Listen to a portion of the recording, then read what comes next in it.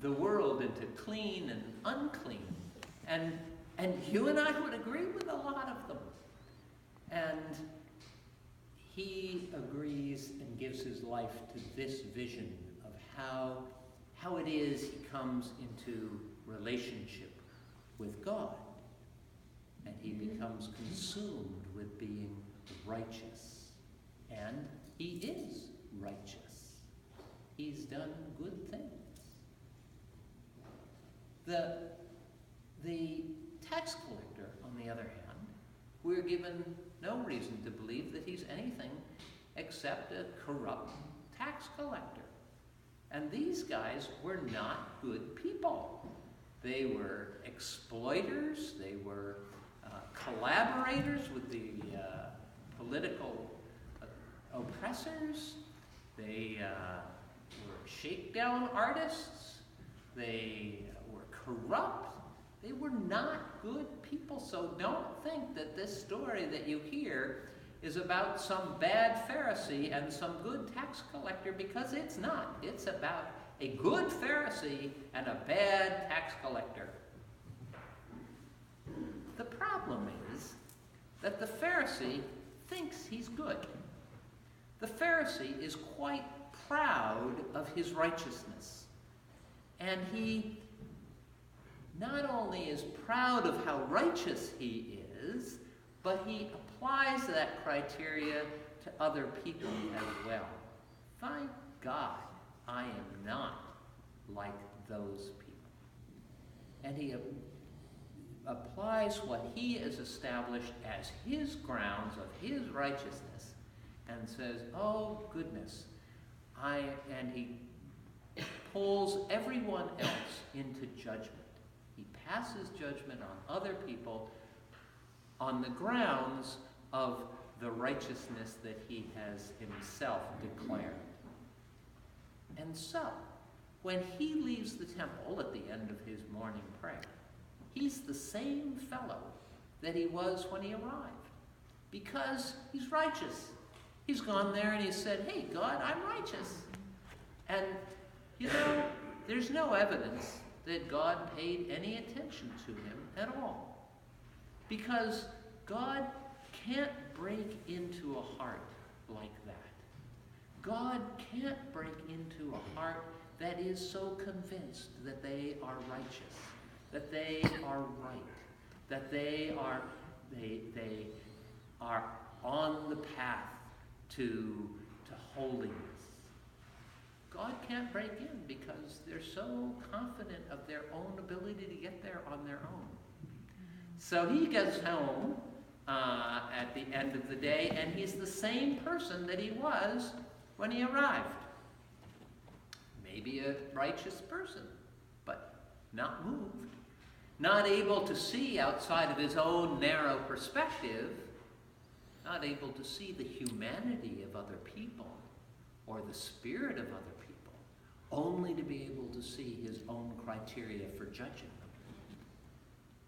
Now, the tax collector, on the other hand, arrives in this state, and he can barely lift up his eyes to heaven.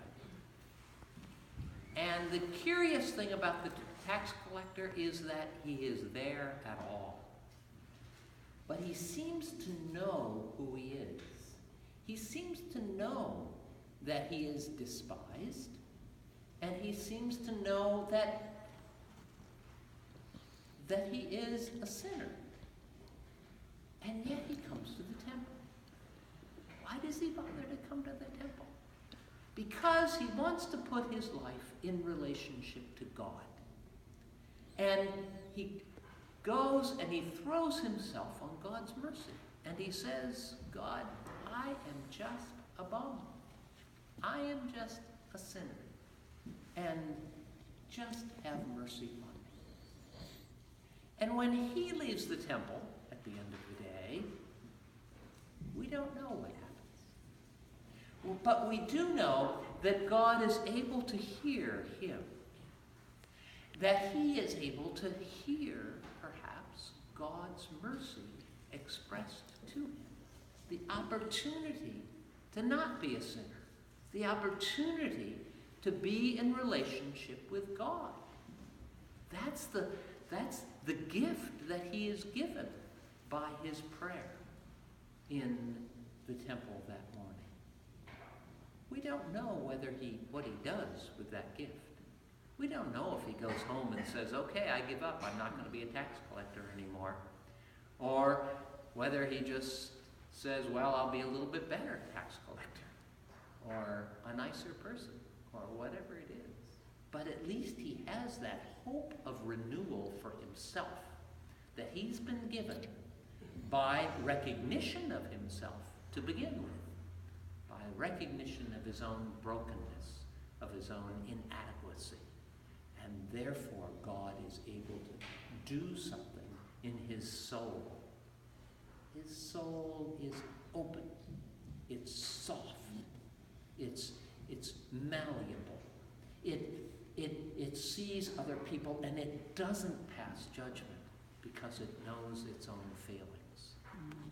And that's why he's given this gift of hope and possibility, because he's open to that, and he is open to the humanity of all the other people who are there. He doesn't bring his own baggage to build walls between himself and other people. And this is so important for us, because we who go to church a lot, we get pretty self-righteous. We think of ourselves as the righteous ones sometimes, and sometimes we are righteous. But you can't use your own sense of righteousness as a form of judgment on others. And the cry of the tax collector is the basic cry of our prayer. Oh God, have mercy on us, because we know who we really are in our hearts. Have mercy on us, Lord, and have mercy on one another. These broken people, all of us, a bunch of sinners, have mercy on us, Lord. And we can see one another as who we are and as the recipients of the absolute grace of God in our life together. Now, this is important for us spiritually as individuals.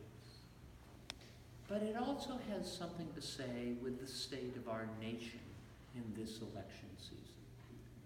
That the lines have become so hardened that the encouragement to pass judgment on others, the encouragement to be self-righteous is everywhere. That everything is hardened into camps.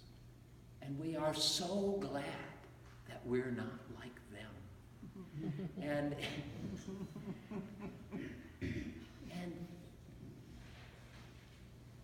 that's when our hearts get hardened. That's when God can't do anything with us.